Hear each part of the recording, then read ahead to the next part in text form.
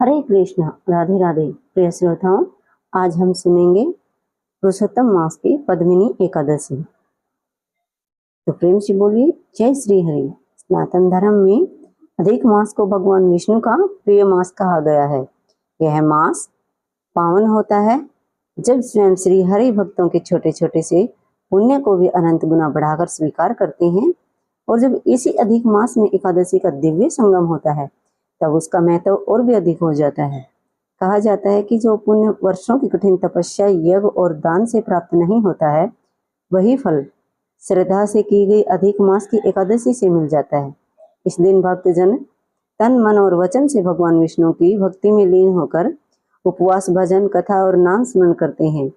आज की इस पावन कथा में हम जानेंगे अधिक मास की एकादशी की अद्भुत कथा, वह दिव्य प्रसंग जिसे सुनकर हमारे पापों का नाश होता है और जीवन में सुख, शांति तथा भगवान की कृपा प्राप्त होती है। तो आइए प्रेम और श्रद्धा के साथ प्रवेश करते हैं इस पुण्यदायी कथा में। धर्मराज युधिष्ठिर ने कहा, हे पुरुषोत्तम, अधिक मास के शुक्ल पक्ष की एकादशी का क्या नाम है? इसका नाम, व्रत की विधि तथा महात्म्य विस्तार पूर्वक मुझे बतलाने की कृपा कीजिए। भगवान श्री कृष्ण ने कहा, हे पांडुपुत्र, पुरुषोत्तम मास, अधिक मास अथवा मल मास के शुक्ल पक्ष की एकादशी को पद्मिनी एकादशी कहा जाता है। यह अनेक पुण्यों को देने वाली है। इसका व्रत यत्न पूर्वक करने से मनुष्य विष्णु भगवान को प्राप्त होता है। इसके महात्म्य का पूर्ण वर्णन करने की सामर्थ्य चार मुखों वाले ब्रह्मा में भी नहीं है। फिर भी पूर्व काल में ब्रह्मा जी ने पापों को समूल नष्ट करने वाली इस पद्मिनी एकादशी के व्रत का जो महात्म्य नारद जी से कहा था, वही मैं तुमको सुनाता हूँ। भगवान श्री कृष्ण बोले, हे राजन, दशमी के दिन व्रत प्रारंभ करें। दशमी के दिन कांसे के पात्र में भोजन करना तथा मूंग, मसूर, चना, कोदो, शाक, मधु और प्राय अन्न का सेवन, ये 8 चीजें वर्जित हैं। हविष्य अर्थात जो चावल आदि का भोजन करें, नमक नहीं खाना चाहिए।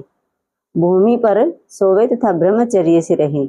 एकादशी के दिन प्रातःकाल उठकर शौच आदि से निवृत्त होकर दंत धावन करें और 12 कुले जल के करके शुद्ध हो जाएं। सूर्योदय होने से पहले गोबर, मिट्टी, तिल, कुसा तथा आंवले की चूर्ण से विधि पूर्वक स्नान करते हुए कहे, हे मृतके, तुमको 100 भुजा वाले श्री कृष्ण रूपी 12 भगवान ने धारण किया है।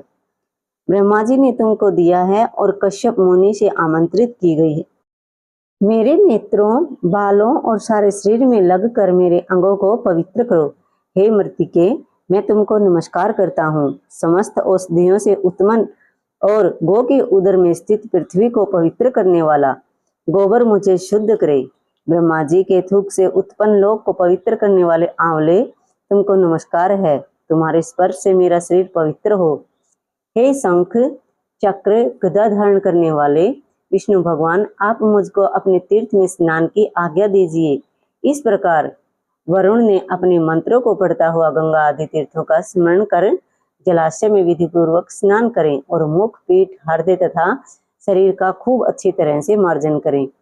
फिर सुंदर स्वच्छ श्वेत वस्त्र धारण करके संध्या, तर्पण आदि नित्य नियम करने के बाद विष्णु भगवान के मंदिर में जाकर उनकी पूजा आराधना करें। तत्पश्चात घर आकर स्वर्ण के बने हुए राधिका सहित कृष्ण और पार्वती सहित भगवान शिव का विधि पूर्वक पूजन करें। कलश के ऊपर तांबे या मिट्टी के पात्र में स्वर्ण अथवा चांदी की विष्णु भगवान की मूर्ति स्थापित करके पूजन करें।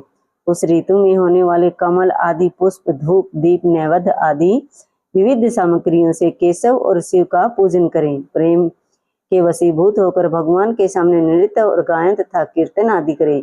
नीच मनुष्य से वार्तालाप न करे तथा झूठ न बोले। रजस्वला का स्पर्श न करे तथा ब्राह्मण तथा गुरु की निंदा भूलकर भी न करे।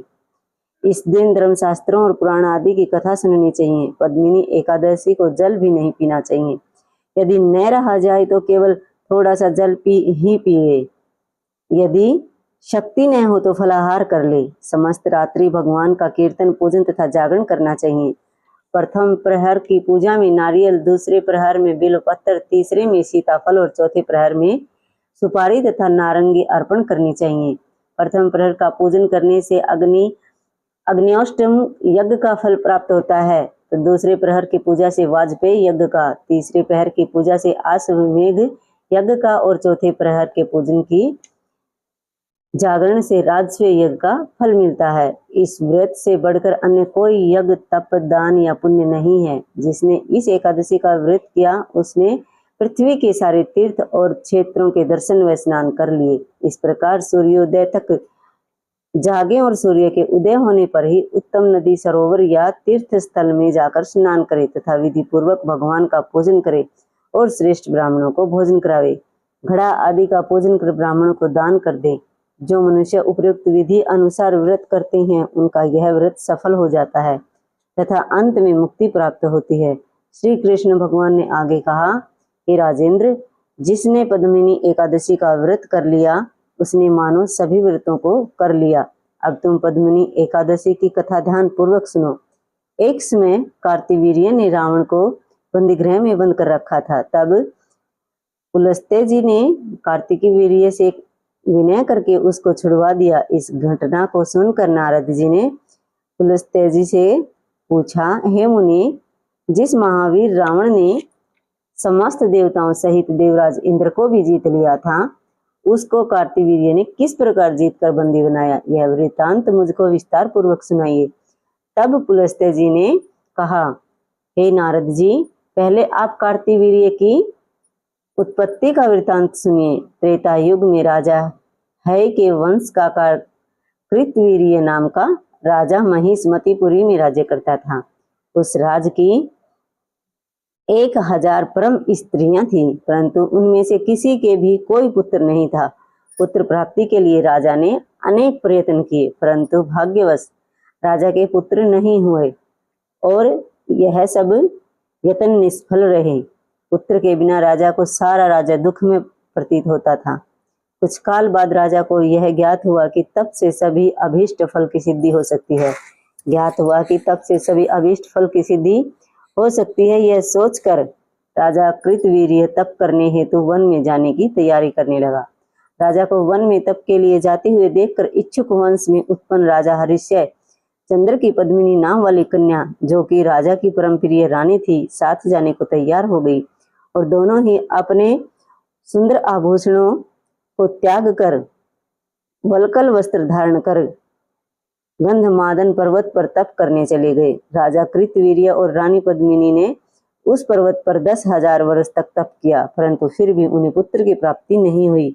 तब उस पतिव्रता रानी पद्मिनी ने अपने पति के शरीर में केवल नस और अस्थि मात्र देखकर महासाध्वी अनुसुईया जी से पूछा, हे साध्वी, मेरे पति को तपस्या करते हुए 10,000 वर्ष बीत गए हैं, परंतु भगवान फिर भी प्रसन्न नहीं हुए, सो इसका क्या कारण है? आप कृपा करके कोई ऐसा व्रत कहें जिससे भगवान हम पर प्रसन्न हो और हमें चक्रवर्ती पुत्र की प्राप्ति हो। पद्मिनी ने अनुसुईया जी से कहा, हे सुंदरी, वर्ष के 12 मासों के अतिरिक्त एक अधिक मास होता है जो 32 मास के पश्चात आता है।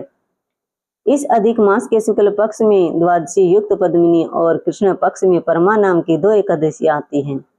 शुक्ल पक्ष की पद्मिनी एकादशी को जागरण सहित तुम उसका व्रत करो। इस व्रत के करने से भगवान तुम पर प्रसन्न होकर शीघ्र ही पुत्र देंगे। इसके पश्चात अनुसुईया जी ने रानी से व्रत की सब विधि कही। इसको सुनकर रानी से व्रत की सब विधि कही। उसको सुनकर रानी पद्मिनी पुत्र प्राप्ति की इच्छा से इस व्रत को करने लगी। वह सदैव एकादशी को निराहार रहती और रात को जागरण करती थी। व्रत के समाप्त होने पर भगवान विष्णु प्रसन्न होकर गरुड़ पर आरूढ़ होकर उसके पास आए और वर मांगने के लिए कहा। रानी ने इस पर उनकी स्तुति करते हुए विनय की, हे महाराज, आप मेरे पति को वरदान दीजिए। भगवान बोले, हे सुंदरी, मलमास के समान मुझको और दूसरा कोई मास प्रिय नहीं। इसमें एकादशी का जो व्रत तथा जागरण अनुसुईया जी के कथनानुसार तुमने किया है, उससे मैं तुम पर प्रसन्न हूँ। ऐसा कहकर संसार के दुखों का नाश करने वाले श्री हरि विष्णु भगवान ने राजा से कहा, हे राजन, जिससे आपका मनोरथ सिद्ध हो वह वर मांगो। तुम्हारी पत्नी ने मुझको प्रसन्न किया है। तब राजा कृतवीर्य ने सर्वश्रेष्ठ और यशस्वी पुत्र का वर मांगा और कहा, हे जगदीश्वर प्रभो, मेरा पुत्र ऐसा परमवीर हो कि आपके अतिरिक्त देवता, मनुष्य, नाग, दैत्य, राक्षस आदि किसी से न मरे। राजा की बात सुनकर और वरदान देकर भगवान विष्णु अंतर्ध्यान हो गए। इस वर के प्रभाव से पद्मिनी के कार्तिवीर्य नामक तेजस्वी पुत्र उत्पन्न हुआ। तीनों लोकों में भगवान विष्णु के अतिरिक्त उनको जीतने में अन्य कोई समर्थ नहीं था। तब यदि दंसकंधर रावण कार्तिवीर्य से पराजित हो गया तो इसमें कौन सी आश्चर्य की बात है, क्योंकि महाबली कार्तिवीर्य देवताओं के भी देवता भगवान विष्णु के वर से उत्पन्न हुए थे। अतः रावण पर उनकी विजय कोई आश्चर्य का विषय नहीं। नारद जी को इतना बताकर पुलस्त्य मुनि अपने आश्रम को चले गए। श्री कृष्ण जी ने आगे कहा, हे राजन, यह मैंने मलमास के शुक्ल पक्ष की पद्मिनी एकादशी के व्रत का महात्म्य कहा है। जो कोई इस व्रत की कथा को पढ़ते या सुनते हैं वे भी संसार में यशस्वी होकर अंत में अनंत काल तक विष्णु लोक में वास करते हैं। तो प्रिय श्रोताओं, पद्मिनी एकादशी की व्रत कथा यहीं पर समाप्त होती है। अगर आपको कथा पसंद आई तो वीडियो को लाइक करें, शेयर करें और कमेंट में जय पुरुषोत्तम मास, जय श्री हरि, जय विष्णु भगवान जरूर लिखें। तो मिलते हैं अगली कथा के साथ, तब तक के लिए हरे कृष्णा, राधे राधे।